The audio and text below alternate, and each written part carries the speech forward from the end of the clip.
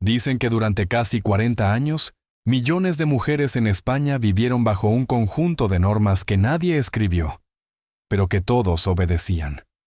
Unas reglas silenciosas, casi invisibles, que marcaban cada paso de su vida. Y aunque hoy parezcan imposibles, entonces se consideraban simplemente normales.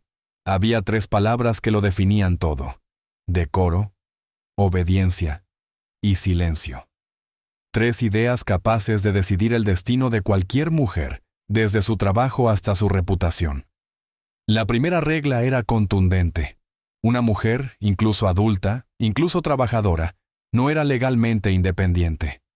Para abrir una cuenta bancaria, firmar un contrato, viajar, trabajar, o incluso comprar un simple electrodoméstico, necesitaba el permiso de un hombre, del padre o del marido. Sin él, no existía. Y lo más sorprendente, si el marido decidía que su esposa ya no debía trabajar, bastaba una frase, un gesto, para que la empresa la despidiera de inmediato. Así, sin explicación, sin indemnización, la vida económica de una mujer podía desaparecer en un segundo. La segunda regla era aún más profunda. Su cuerpo, su moral, su intimidad, no le pertenecían. Pertenecían al vecindario, a la iglesia, a la familia y al Estado. Un simple rumor podía destruir una reputación. No hacía falta que fuera cierto. Bastaba con que alguien dijera que la habían visto, hablando con un hombre, o paseando sola, o llegando tarde. Sospecha, desconfianza, se apuntaba en silencio como una mancha invisible, y para muchas, esa mancha nunca se borraba. La tercera regla era la más dolorosa. Una mujer no podía quejarse, no podía denunciar, no podía exigir derechos. Si su marido la encerraba en casa, se consideraba un asunto privado. Si la humillaba, si le quitaba el dinero, si la insultaba, el consejo era siempre el mismo: hay que mantener la familia. La presión moral era tan fuerte que muchas mujeres crecían creyendo que callar era una virtud.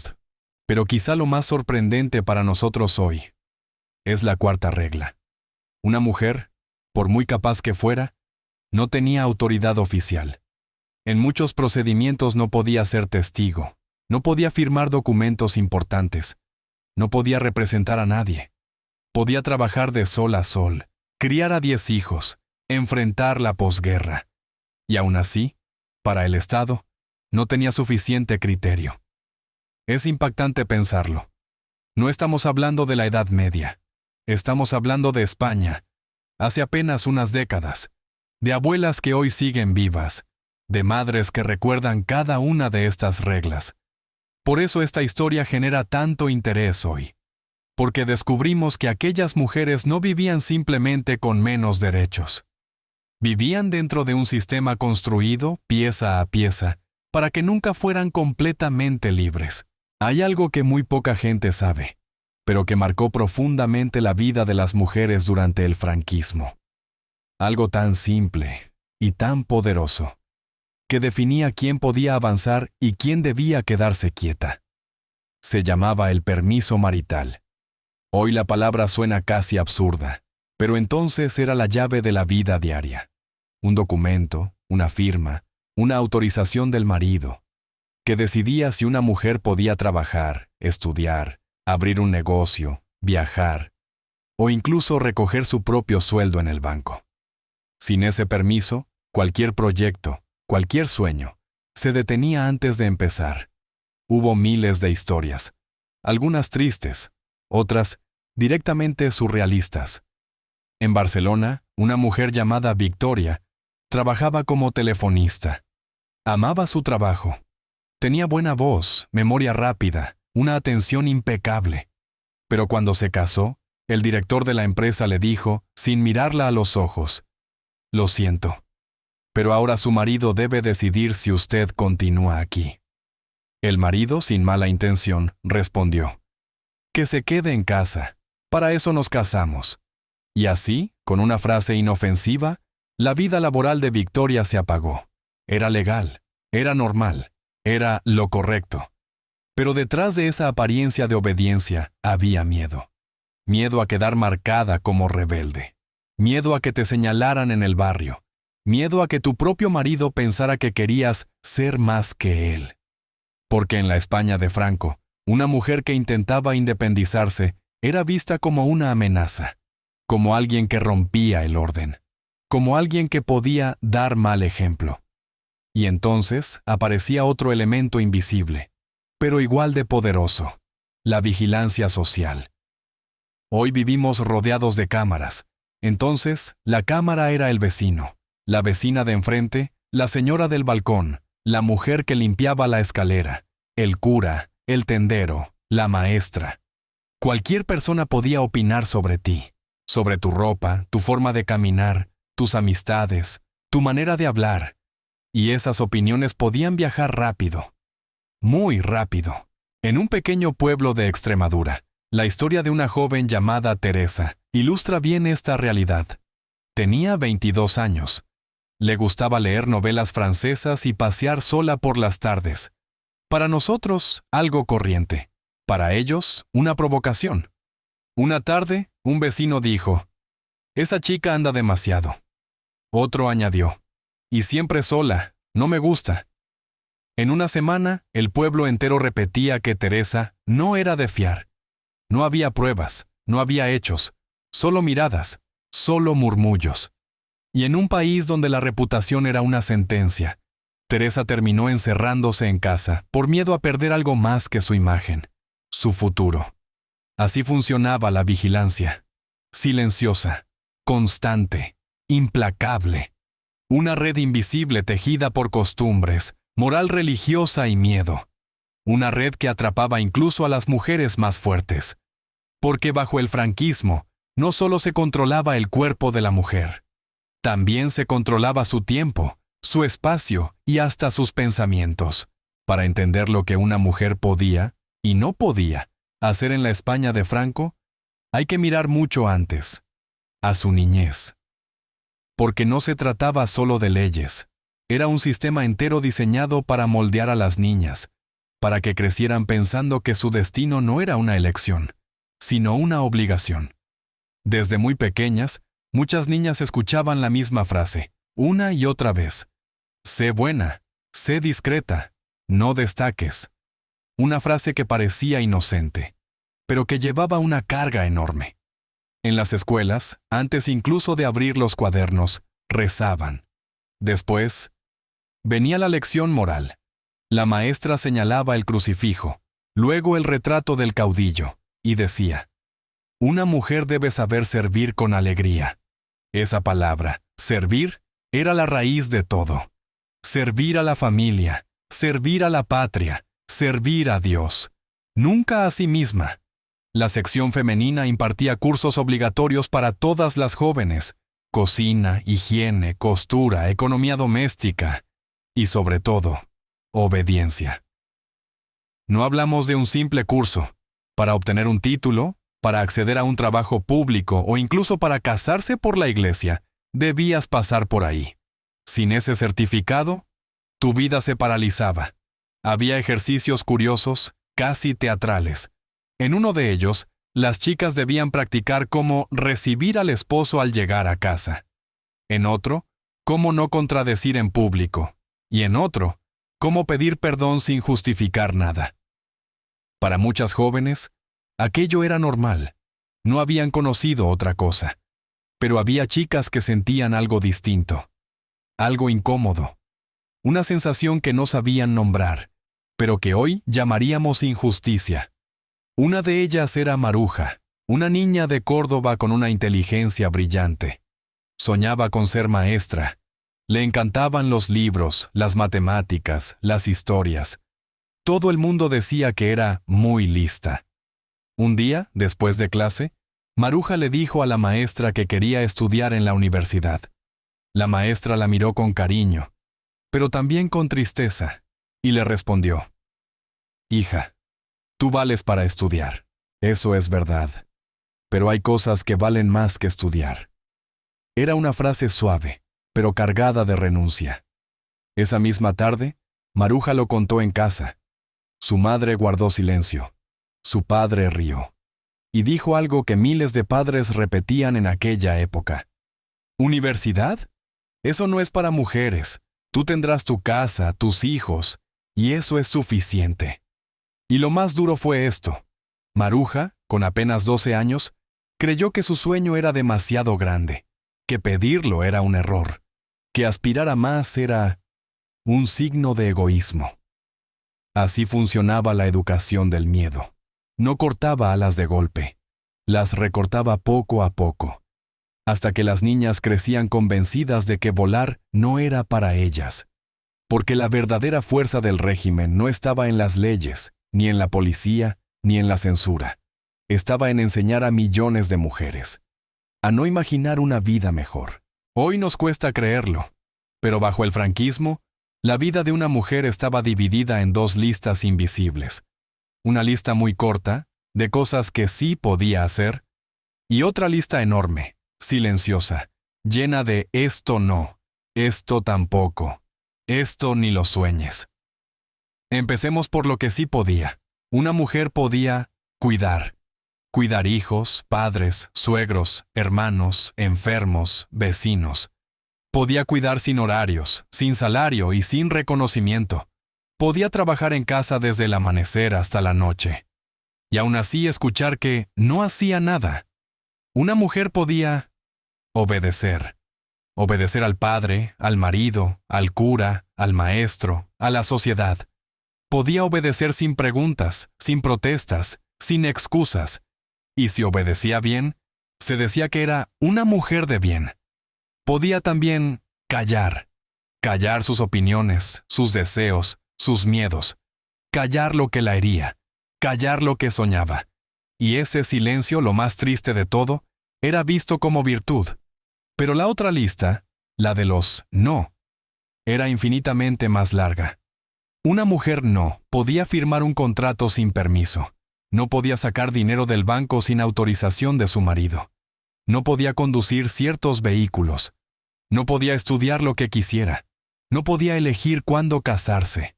No podía decidir cuántos hijos tener. No podía divorciarse. No podía votar. No podía entrar a ciertos trabajos. No podía vivir sola sin ser sospechosa.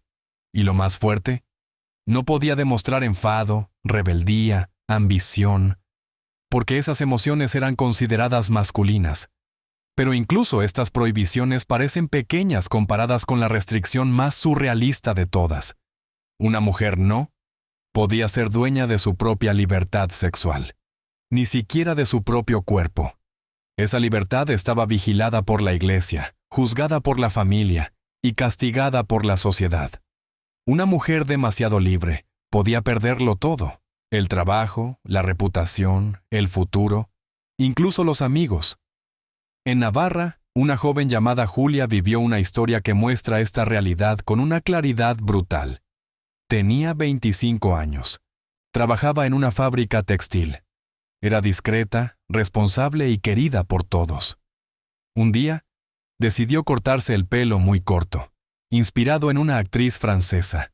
Un gesto inocente, una simple moda. Pero para la fábrica, para el barrio, para la familia, ese corte de pelo significaba algo peligroso. La llamaron moderna, luego ligera, luego algo peor.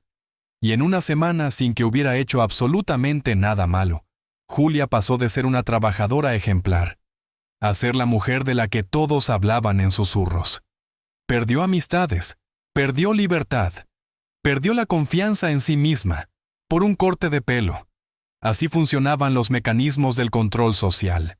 No necesitaban leyes duras, no necesitaban castigos oficiales. Bastaba con una mirada, un rumor, una frase malintencionada. El miedo hacía el resto. Porque bajo Franco, la línea entre lo permitido y lo prohibido no la marcaba el papel, la marcaba el pueblo. Y ese control era, muchas veces, más fuerte que cualquier policía. Si hoy el amor es un derecho, bajo el franquismo era casi un privilegio. Y muchas veces, una obligación. El matrimonio no era un sueño romántico, era el centro del sistema.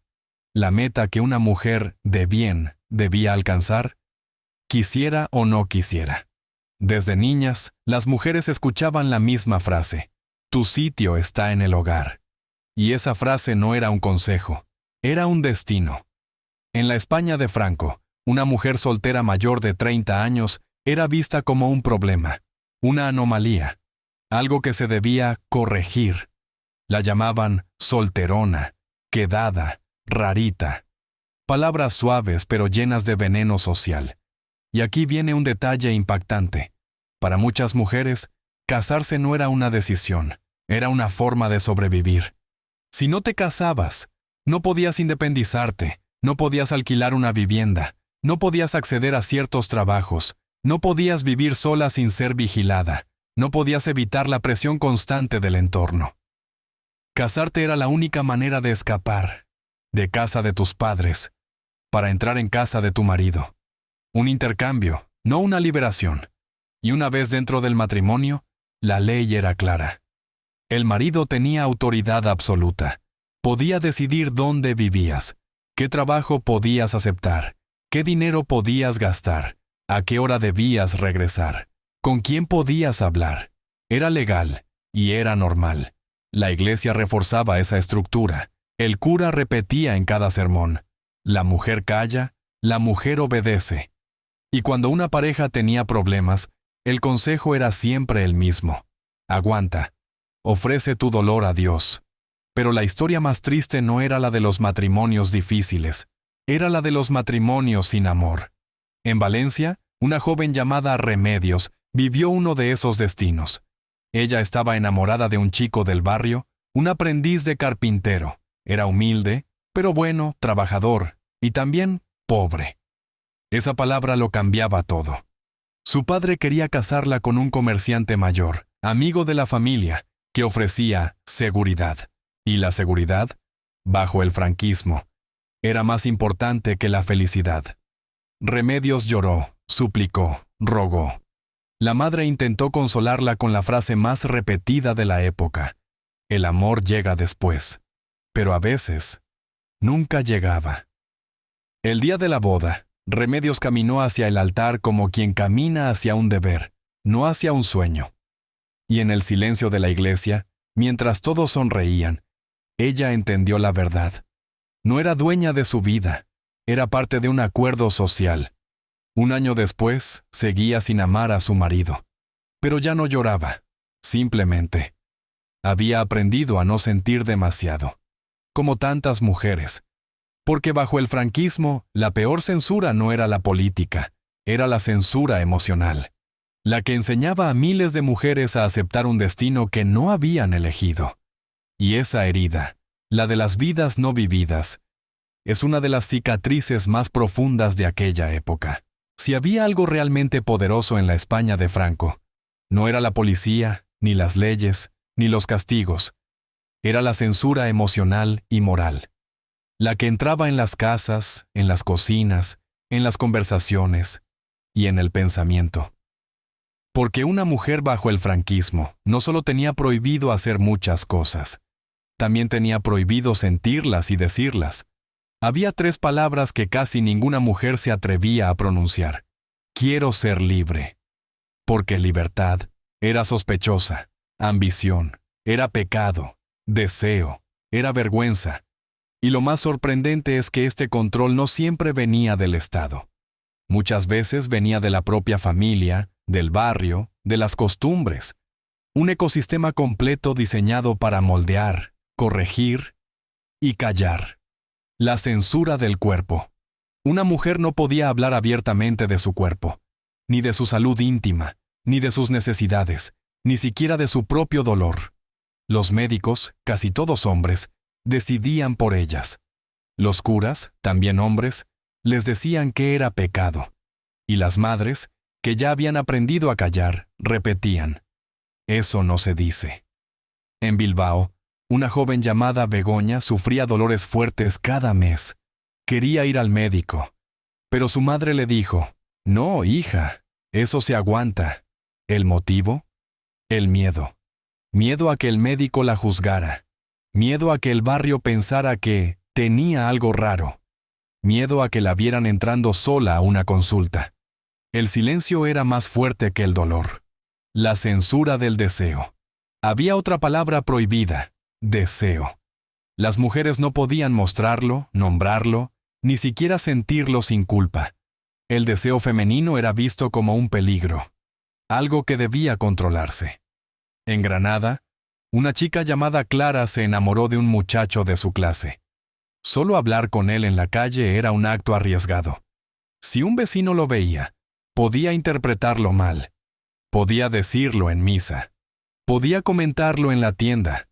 Y en pocos días, su reputación entera podía cambiar. Así funcionaba la censura social. Rápida, silenciosa, implacable. La censura del pensamiento. Pero tal vez la censura más dura era la que una mujer aprendía a imponerse a sí misma. A muchas, desde niñas, les enseñaron a no expresar opinión, a no contradecir, a no decir no, a bajarse del sueño antes de empezarlo. Las revistas de la época repetían frases como: una mujer discreta es una mujer feliz, una mujer buena no discute, una mujer prudente no destaca.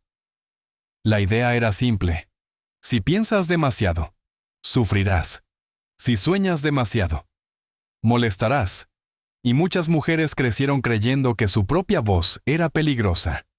La vergüenza como herramienta. La vergüenza era la gran arma social. Una mujer podía perderlo todo por un rumor, por un gesto, por un comentario malintencionado. Había quien decía que el franquismo gobernaba con miedo. Pero para las mujeres, la herramienta más fuerte no era el miedo. Era la vergüenza que te enseñaba a bajar la mirada, a no preguntar, a no quejarte, a no soñar alto. Una vergüenza que dejó cicatrices invisibles. Cicatrices que muchas mujeres, incluso hoy, siguen arrastrando.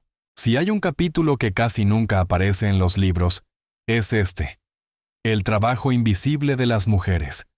Ese trabajo que no tenía salario, ni horario, ni contrato, pero sin el cual la España de Franco se habría derrumbado. Porque mientras los hombres aparecían en los archivos, en las empresas, en las estadísticas, las mujeres sostenían el país desde las sombras. Y lo más doloroso es que lo hacían sin reconocimiento, como si fuera natural, como si ese esfuerzo infinito fuera una parte más del aire que se respira. El día empezaba antes del amanecer. Mientras todos dormían, ellas ya estaban despiertas. Encendían el brasero, calentaban agua, preparaban el desayuno, vestían a los hijos, cosían las medias rotas, limpiaban la casa, iban a misa. Y luego empezaba la segunda jornada. La de la cocina, la de la colada, la de la compra, la de las colas del racionamiento. Era un trabajo que no tenía fin, un trabajo que nadie veía, un trabajo que se daba por hecho. Las mujeres sin oficio. Pero con 100 tareas en los documentos oficiales, las mujeres casadas aparecían bajo una frase que hoy causa indignación: sus labores. 2 palabras que ocultaban un universo entero. Porque sus labores significaba limpiar, coser, cocinar, planchar, criar, acompañar, cuidar, remendar, consolar, administrar y sostener. Todo eso sin descanso, todo eso sin sueldo, todo eso sin derecho a decir basta. En Murcia, una mujer llamada Leonor calculó un día las horas que trabajaba en casa. Contó 14 horas diarias. Y cuando se lo comentó a su marido, él le respondió: pero si tú no trabajas, no exageres. Esa frase, repetida en miles de hogares, fue una de las formas más silenciosas de violencia. La invalidez emocional. El borrado cotidiano. Trabajar. Pero sin decir que trabajabas. Muchas mujeres trabajaban fuera de casa, pero en secreto. Porque el marido no quería. Porque el barrio podía hablar. Porque la fábrica prefería pagarles menos y llamar ese trabajo ayuda. En Sevilla, una mujer llamada Matilde cosía uniformes por la noche para poder comprar comida. Lo hacía mientras su familia dormía, a la luz de una lámpara, en silencio. con miedo a que alguien pensara que era impropio que una esposa tuviera que trabajar. Así funcionaba el sistema. Las mujeres producían, pero el reconocimiento se lo llevaba a otro. El papel de la abuela, la figura que lo aguantó todo, y luego estaban ellas, las abuelas, las que habían vivido la guerra, la posguerra, el hambre, y que aún así seguían sosteniendo a todos los demás. Ellas cuidaban a los nietos, hacían la comida para 3 generaciones y guardaban secretos que nunca contaron. Secretos de pérdidas, de renuncias, de sueños rotos. Secretos marcados por la frase que se repetían en silencio: calla y sigue. El sacrificio que nadie contó. La verdad es que España no avanzó solo con fábricas ni con obreros. Avanzó gracias a miles de mujeres invisibles, agotadas, fuertes, que renunciaron a sí mismas para que otros pudieran avanzar. Ese trabajo silencioso fue la columna vertebral de un país entero. Y es una deuda histórica que aún no hemos terminado de reconocer. Porque bajo el franquismo, la mujer no era solo la sombra del hogar. Era la fuerza que mantenía todo en pie, pero sin aparecer en ninguna parte. Durante casi 40 años, millones de mujeres en España vivieron en una realidad donde el silencio parecía eterno. Un silencio impuesto, cultural, religioso, social, legal. Un silencio tan profundo que muchas creyeron que era lo normal, lo correcto, lo inevitable. Pero la historia tiene una forma curiosa de respirar. Incluso bajo los sistemas más rígidos, siempre queda un espacio pequeño donde nace algo nuevo. Y en la España del final del franquismo, ese espacio lo ocuparon ellas, las mujeres. El cambio no llegó de golpe. No hubo un día exacto. No hubo una consigna. Llegó como llegan las madrugadas, lentamente, casi sin que nadie lo note. Hasta que un día es imposible ignorarla. Primeras grietas en el sistema. A finales de los 60, España empezó a transformarse. Llegaron turistas, nuevas modas, nuevas ideas.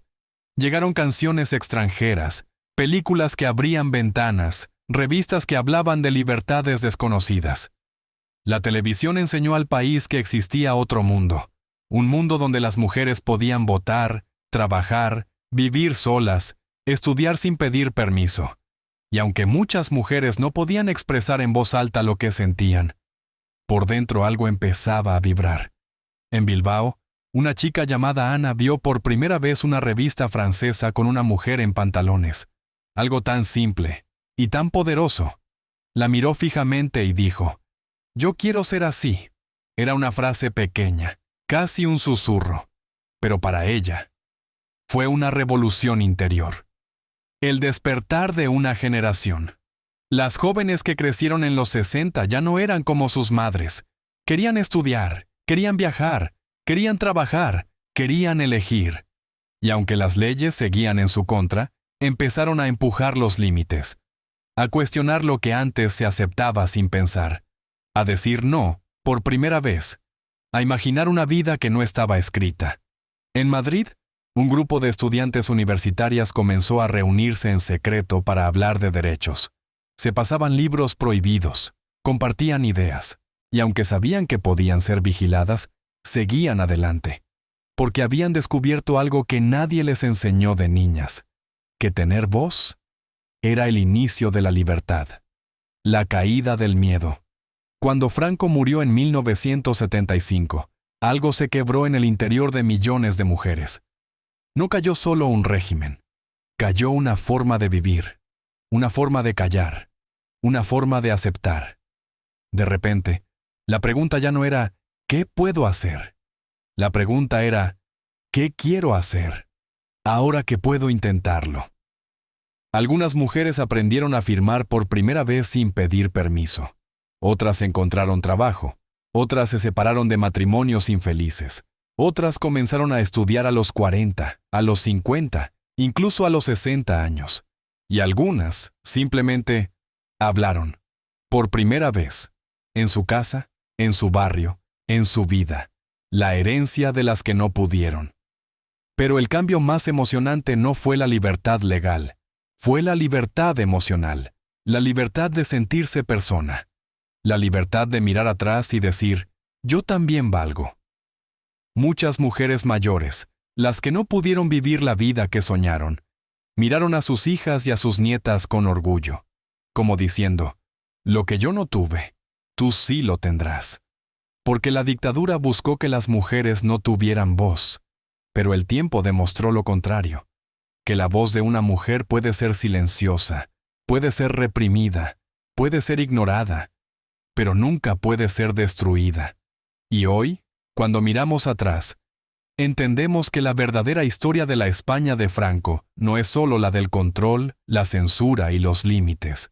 Es también la historia de las mujeres que, incluso en la oscuridad, guardaron una pequeña luz dentro de sí y la transmitieron a las generaciones que vinieron después. Esa luz es la que hoy nos permite hablar, recordar y no repetir.